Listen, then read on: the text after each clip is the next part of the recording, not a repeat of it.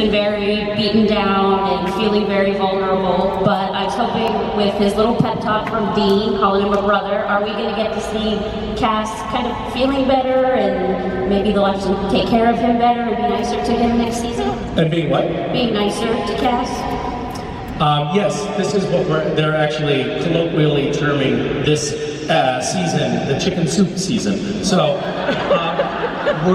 the cast is basically, like, all the characters are going to spend a lot of time, you know, Netflix and chilling with each other, like, wrapped up in blankets, doing microwave popcorn, checking each other for lice, you know.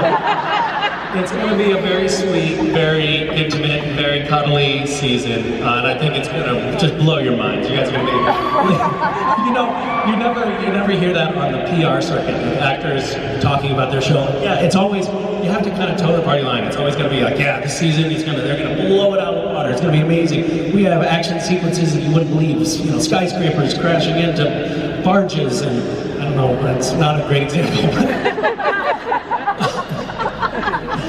And you never hear them being like, you know what, this season, it's like pretty much nothing is going to happen. It's going to be like a lot of reading. Characters are going to be reading a lot on camera. Do you have to act on camera too? No, we're not actors. Oh, we've not revealed that before, but yeah, no, we were not professional actors on Supernatural. It was actually originally supposed to be a reality series. And they shot the first episode and they thought we were so awkward on camera improvising lines that they gave us scripts, and that's how it evolved to be what it is today. So it's a sort of a reality show gone wrong. But thanks for asking. So yeah, as a matter of fact, I think Cass is going to be feeling a little bit better about himself in some respects, although there's certainly an undercurrent of self-loathing that there is a through line. But he is going to be getting, I think, back to more of sort of that like action hero Cass from season 4, where he's like, which I'm kind of excited about. Like, there, you know, we've got some scenes where yeah, I'm not going to tell you because I'm not supposed to. So. My sister and I made you wear the bride Mickey ears. That was supposed to be for Mark. Mark Shepard was supposed to wear the bride Mickey ear hat. So, in a photo op, devil horns or something like that they want Mark to wear, you can forget it. He's not going to wear your horns. I'm breaking the news to you now since you've not been here. It was quite funny. But he was going to wear the bridal hat, and I was going to. It didn't pan out that way, did it? Yeah, that was good. It's very fitting. Yeah, thank you. Okay, so my question is... Oh, that wasn't your question. I thought you stood in line just to apologize for the hat. Sorry. That's hard to leave. That's right. So my question is actually thought of by my sister, the red hair. Hi. Standing at an even more respectful distance. She wants to know, if you could be any dessert, what would you be?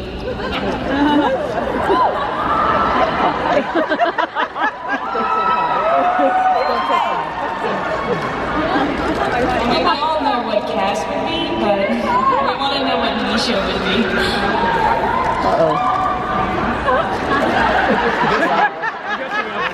Oh, he doesn't. This is a very serious question. Hi. Man, this is tough. People are suggesting pie, but I'm not going to fall for that trap.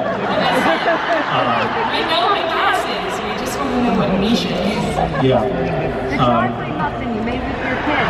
What? That driveway muffin that was just eaten No. the other day. What? Wafer is a good answer.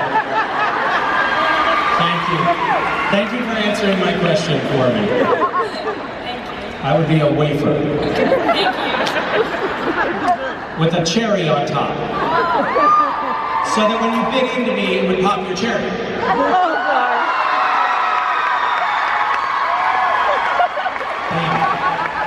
I knew I was. I actually, the minute you started asking that question, I was like, I'm gonna cross the line. I'm gonna cross the line. Don't answer this question. Okay, go. Save me from myself. If, given the circumstances that you directed under last time, if given the opportunity, would you go there again? Would I direct again on Supernatural? Well, that was a truly traumatic experience that I had. Yes, I think I would. I haven't been angling for another episode lately because I feel so busy and it takes so much work to direct an episode. It's really like 10 days before, then the shoot, and then another like 4 or 5 days afterwards. So it's a big commitment, and to do that during the shooting season is challenging with all of the convention travel and whatnot. It's a little bit tricky for me because it would be like a voluntary additional thing to do, and my wife already hates me. And my children don't remember what I look like, so. But these people love me, so you don't need them.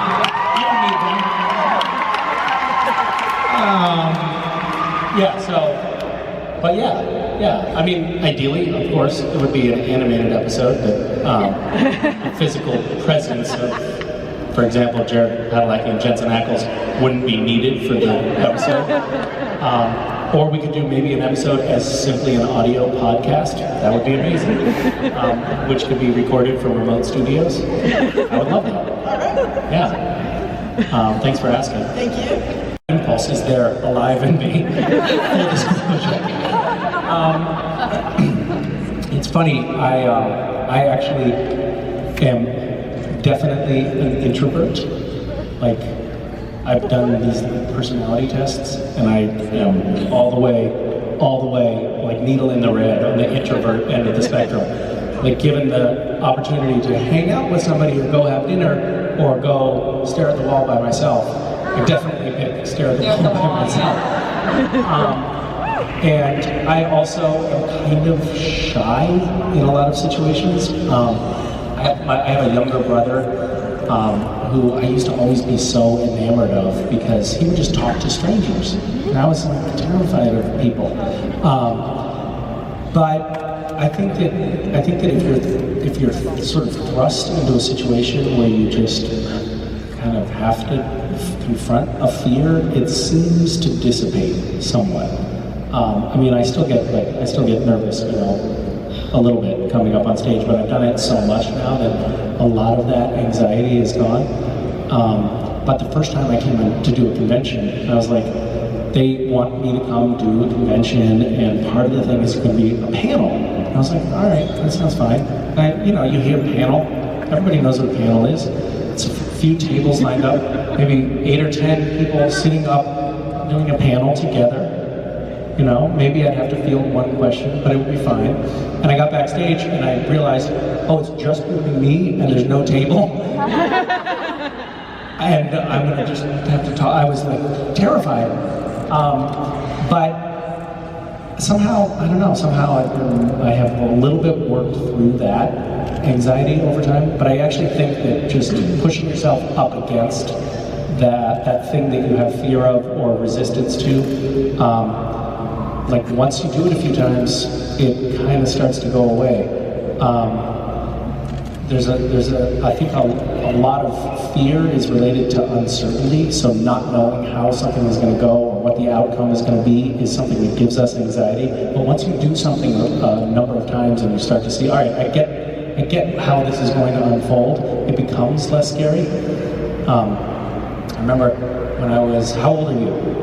Oh, I'm 17. When I was 18, my girlfriend at the time and wife now, we decided that we were going to start a sleepaway summer camp for underprivileged urban teens. And it was a totally harebrained idea for people who had no idea what they were doing. And we had to raise, and we decided that we were going to do that in the spring, and it was for that summer. So we just had like 6 weeks to put this thing together, and we needed to raise a lot of money.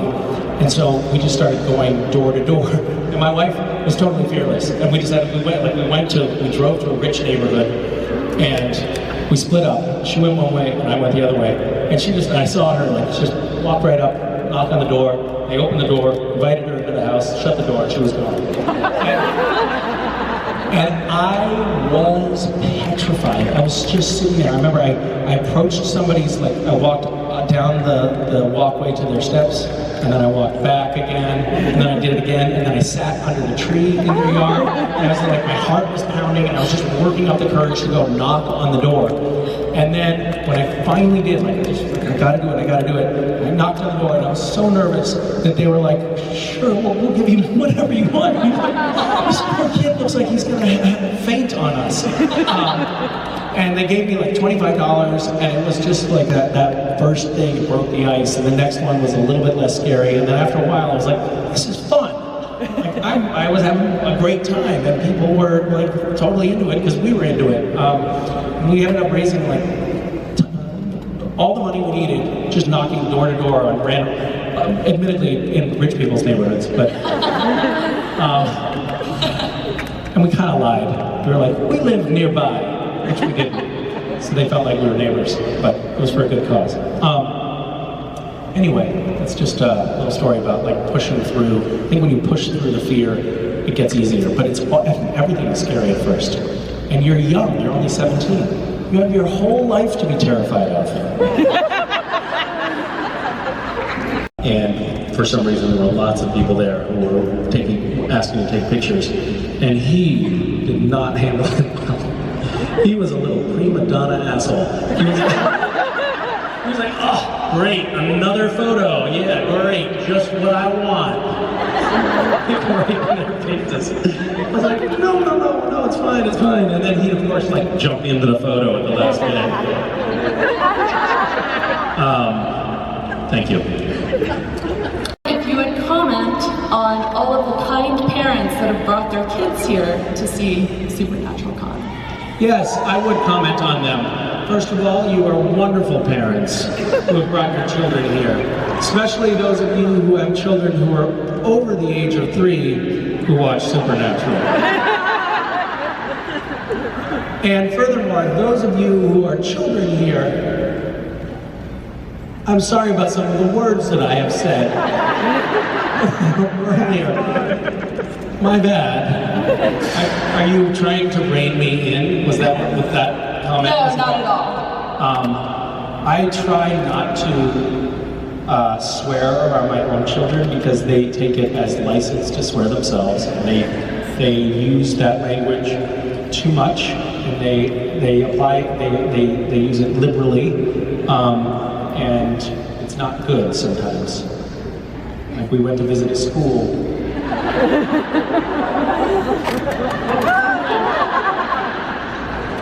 They do not like it when you're a prospective kindergartner who's calling the kindergarten teacher or better words. Me and my wife laughed, which further did not ingratiate us. But yeah, those of you, and I don't know that you're a parent or anything, but those of you who are parents, who brought your children here, are truly the best parents out there. I am not a parent, but You're not? Ah, damn it, I wasted that. It was all for you.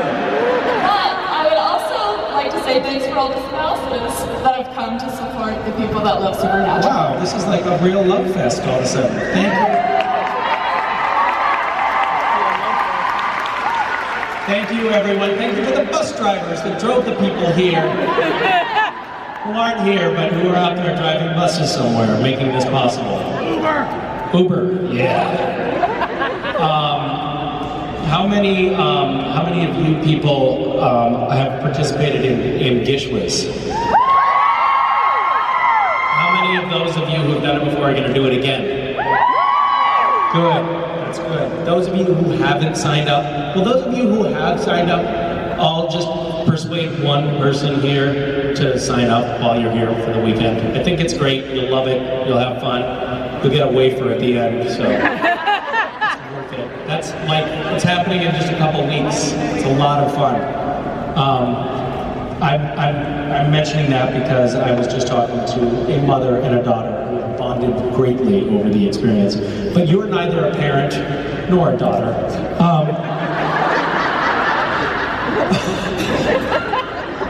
Really?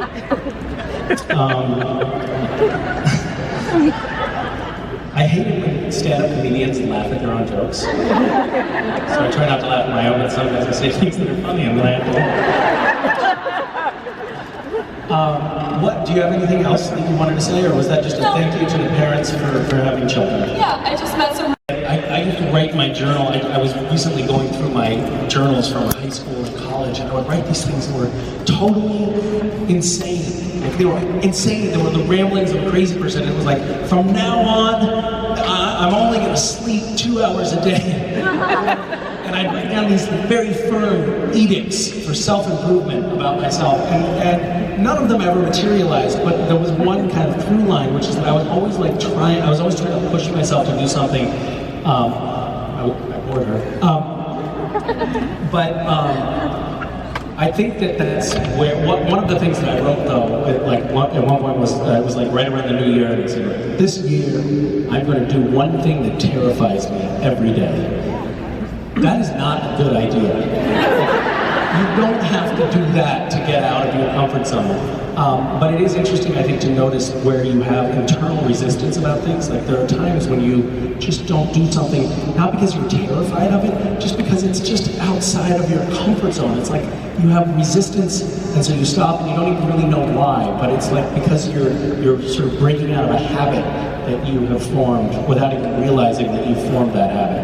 And I think, I personally think that those moments when you can push through that, you don't have to terrify yourself, but just notice, why not do this new weird thing? Why not go up and ask a question in front of 2,000 people of a weirdo who's probably going to try to embarrass me? You know, why not? Maybe something good will come of it. I don't know. Thank you. Hello. I'm going to name 3 people, and I want you to tell me which one you're going to injure, which one you're going to kiss, and which one you're going to marry. Okay, so injure, Kiss, and marry. oh, this is like the PG-13 version of Yeah, that's what I was told. Marry, Fuck, Kill. So one of them you're going to hold hands with. One you're going to hold hands with. The other one you're just going to look away angrily. And the other one you will win. Okay. Okay, so Jared Padalecki, Jensen Ackles, and Mark Shepard.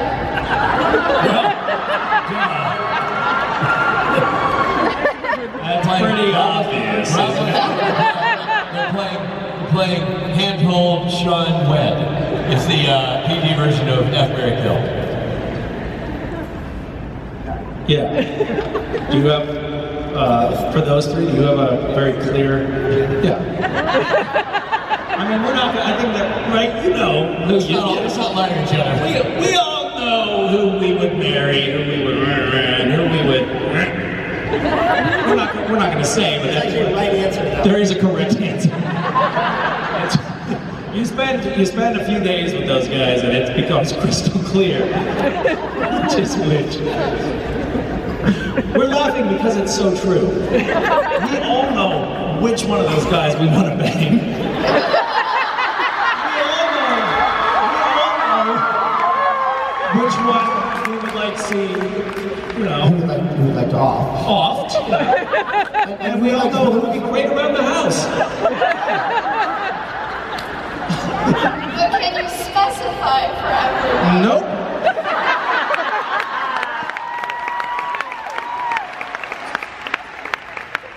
Do we have any other questions? Speak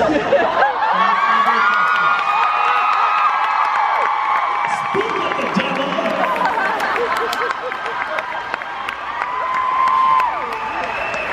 All right, I'd roll in the hay with Mark Shepard. And then kill him. And marry his dead body. Are we gonna have one more question, one last question, or was that the last question? Go, come on, get up there, ask a question. Oh my gosh, thank you. Okay, so Yes. my question is, why do you think Jimmy Novak's body didn't disintegrate under the power of containing Lucifer as his vessel, since Jimmy wasn't a true vessel? Thank you so much, everybody. everybody. It's been a great panel. You know what? That hurt going down. I feel like this is one of those questions you should just turn over to Mike Borja. Mike has Mike? Okay, Mike, fill us in here. As you know, Jimmy Novak, Castiel's original vessel. Jenny Novak, Castiel's original vessel. Same thing, whatever. And then, obviously,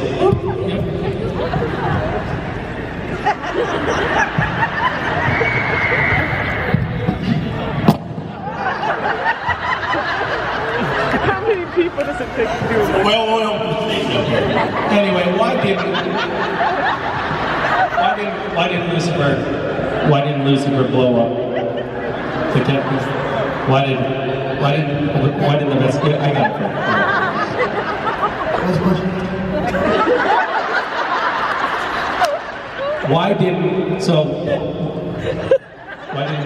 When Lucifer occupied the vessel that was the now obviously deceased, but formerly Castiel's vessel, Jimmy Novak, but when he occupied that vessel, why did the vessel itself explode? Right? Right. Because obviously... The answer is blue. Yes.